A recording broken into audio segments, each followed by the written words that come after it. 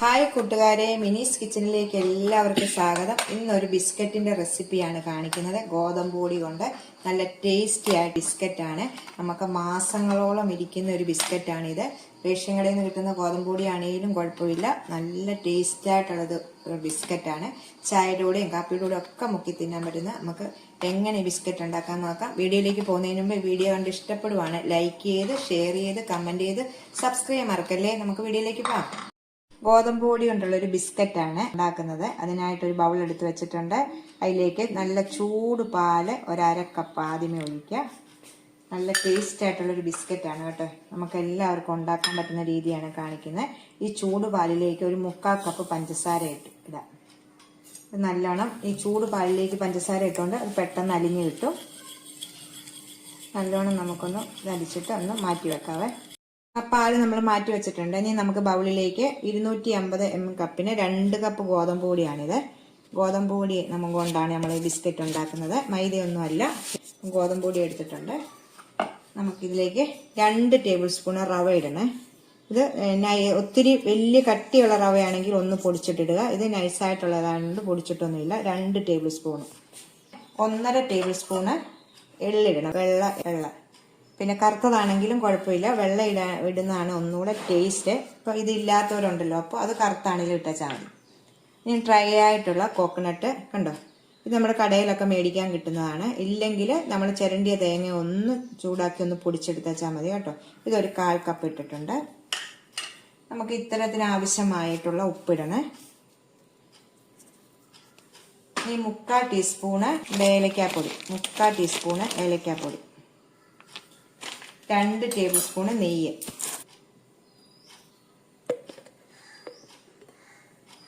ഇത്ര ഇട്ട ശേഷം നമുക്കൊന്ന് പൊടി നീ മാറ്റി വെച്ചിട്ടുണ്ട്. നമ്മൾ ചുമ്മാ ഒന്ന് കൈ കൊണ്ടൊന്ന് ഇളക്കിയിട്ട് മാറ്റി വെച്ചു. നീ ഇതിലേക്ക് മിക്സിയുടെ ജാർ എടുത്തിട്ടുണ്ട്. അതിലേക്ക് ഒരു 1/4 കപ്പ് ബദാം. ഈ പരിപ്പ് ഇല്ലെങ്കിലും കുഴപ്പമില്ല, ഇതിടുമ്പോൾ നല്ലൊരു ടേസ്റ്റ് ആണ്. ഇത് പിള്ളേർക്കൊക്കെ ഹോസ്റ്റലിൽ പഠിക്കുന്നവർക്ക് കൊടുത്തുവിടാനും ഒക്കെ എത്ര മാസങ്ങളോളം ഇരിക്കുന്ന ഇത് ബിസ്ക്കറ്റാണ് ഇത് കേട്ടോ, ഒരു കുഴപ്പമില്ല. അപ്പം ഇതിലേക്ക് 1/4 കപ്പ് കശുവണ്ടിയും 1/4 കപ്പ് ബദാമും കൂടി ഇട്ട് നല്ലോണം ഒന്ന് നല്ല നൈസായിട്ട് പൊടിക്കണ്ട, ഇച്ചിരി തരിയായിട്ടൊന്ന് പൊടിച്ചോണ്ട് വരാവേ. ഇത് പൊടിച്ചോണ്ട് വന്നിട്ടുണ്ട്. ഇച്ചിരി തരിയായിട്ട് കണ്ടോ, ഇതുപോലെ ഇട്ടുണ്ട്. നമുക്ക് ഈ പൊടിയിലേക്ക് ഇടാം. ഇതുകൂടെ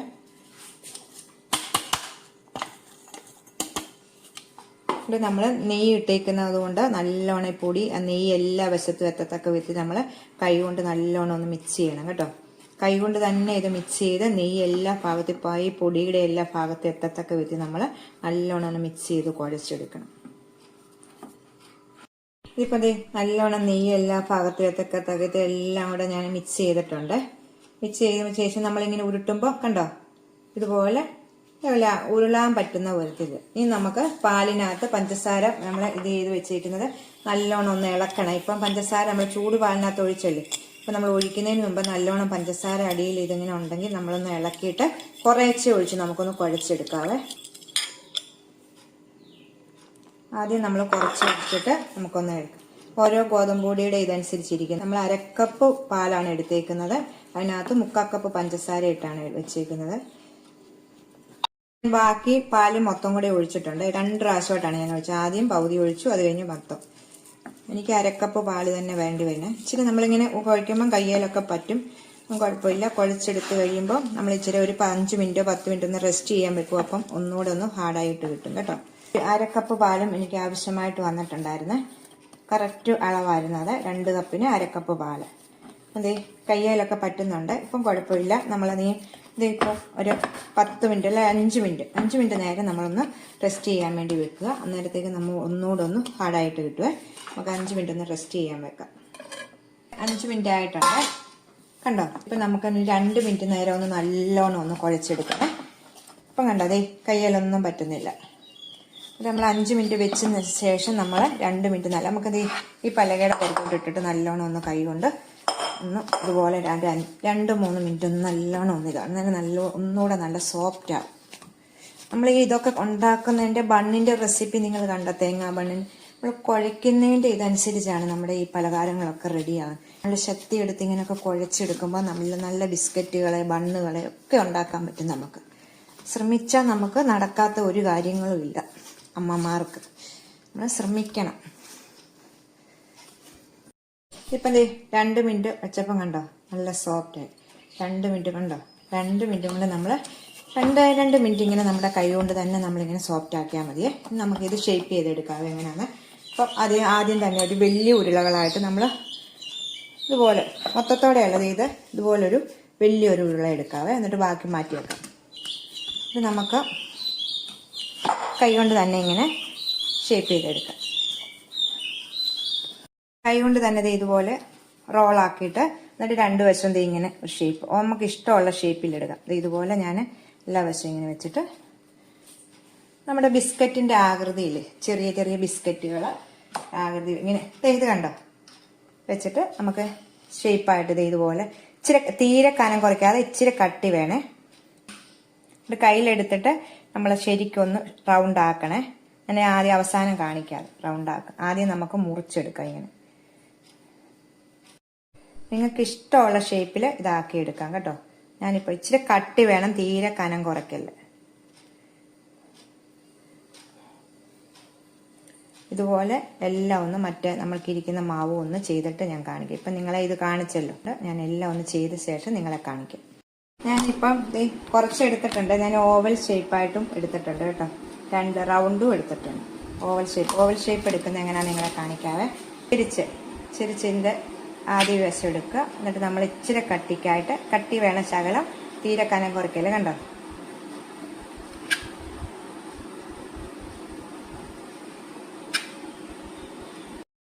ഓവൽ ഷേപ്പ് എടുത്തിട്ട് നമ്മുടെ കൈ കൊണ്ട് തന്നെ നമ്മൾ എടുത്തു കഴിയുമ്പോൾ നമ്മൾ കൈ കൊണ്ട് തന്നെ ഒന്ന് ഇങ്ങനെ ആക്കാം കേട്ടോ. സെറ്റപ്പാക്കി എല്ലാം പ്ലേറ്റിലേക്ക് നമുക്ക് മാറ്റി വെക്കാം. ഇഷ്ടമുള്ള ഷേപ്പ് ഞാൻ 2 ഷേപ്പും കാണിക്കുമായിരുന്നു, റൗണ്ടും ഉണ്ട് മറ്റേ ഇതും ഉണ്ട്. സമയം ഞാൻ പാൻ അടുപ്പ് വെച്ചിട്ടുണ്ട്. കുറച്ച് എണ്ണ ഒഴിക്കാം കേട്ടോ. ഓയിലാണ് ഒഴിച്ചേക്കുന്നത്. കുറച്ച് ഒഴിച്ചാൽ മതി, ഒത്തിരി വേണ്ട. ഒഴിച്ചൊന്ന് ചൂടാകട്ടെ. നമ്മൾ അത് ഷേപ്പ് ചെയ്യുന്ന സമയം ഇതൊന്ന് ചൂടാകട്ടെ. ഇപ്പം എല്ലാം ഞാൻ ചെയ്തെടുത്തിട്ടുണ്ട്. ഇച്ചിരി പാത്രത്തിൽ ഇത്രയുണ്ട് 2 കപ്പിൻ്റെ. ഇപ്പം എണ്ണ നല്ലോണം ചൂടാകുന്നുണ്ട്. നമുക്ക് ഓരോന്നോരോന്ന് ഇട്ടിട്ട് എണ്ണ തീരെ കുറച്ച് വെച്ച് വേവിക്കണം കേട്ടോ. ഇത് വേഗണം. ഇപ്പം നല്ലോണം ചൂടായി കിടക്കുന്ന എണ്ണയിലേക്ക് കുറച്ചിടാം.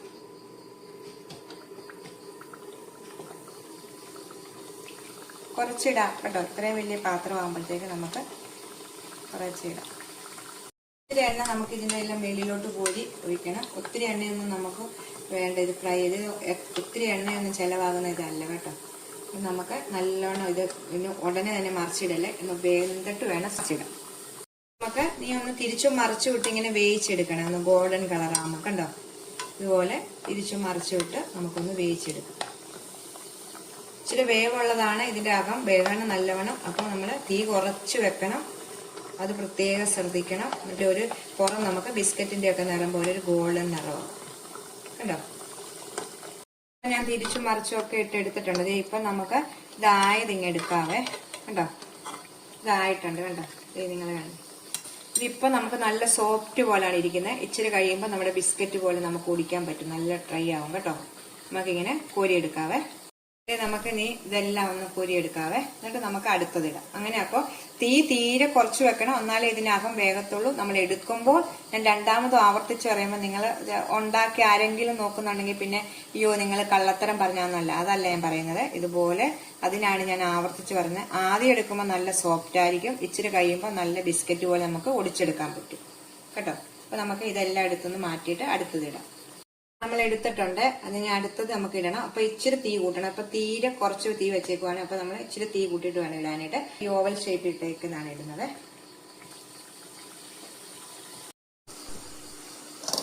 ഹെൽത്തി ആയിട്ടുള്ള ബിസ്ക്കറ്റ് റെഡി ആയിട്ടുണ്ട് കണ്ടോ. നമ്മുടെ ഇത് നല്ല ഇതാണ്, കശുവണ്ടി എല്ലാം നല്ല പൊടിച്ച് നല്ല ഗോതമ്പ് പൊടിയിൽ ഉണ്ടാക്കിയാണ്. എള്ളിന്റെ ഇതെല്ലാം എള്ളാണ് ഈ കാണുന്നത്.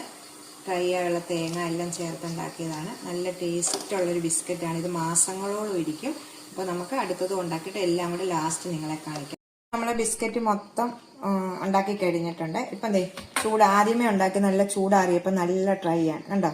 ഇത് നമ്മൾ സ്വരം കേൾക്കാനെങ്കിൽ ഇപ്പോൾ നമ്മളിത് എത്ര നാൾ വേണമെങ്കിലും ഇരിക്കാം. നമ്മൾ ചൂട് കാപ്പിയുടെ കൂടെ ചായയുടെ കൂടെ ഒക്കെ നമുക്ക് മുക്കി തിന്നാൻ പറ്റും. നമുക്ക് വീട്ടിൽ തന്നെ ഇത് ഉണ്ടാക്കാൻ പറ്റും. മുറിച്ച് നിങ്ങളെ കാണിക്കാൻ ഞാൻ. അതെ ഇപ്പൊ നല്ല നല്ല കട്ടിയായിട്ടിരിക്കും. ഇത് ആറും തോറും നല്ല ഇതായിട്ടിരിക്കും. കണ്ടോ? അകം നല്ല സോഫ്റ്റ് ആയിട്ട് ഇരിക്കും, പുറം നല്ല മുരുമുരാന്ന് ഇരിക്കും കേട്ടോ. നമുക്ക് ചായക്കകത്തൊക്കെ മുക്കി തിന്നാൻ പറ്റുന്ന ഒരു ബിസ്ക്കറ്റിന്റെ റെസിപ്പിയാണ്. അപ്പോൾ എല്ലാവരും ഒന്ന് ട്രൈ ചെയ്ത് നോക്കണം. നമുക്ക് അടുത്തൊരു വീഡിയോ കാണാം. ടാറ്റാ.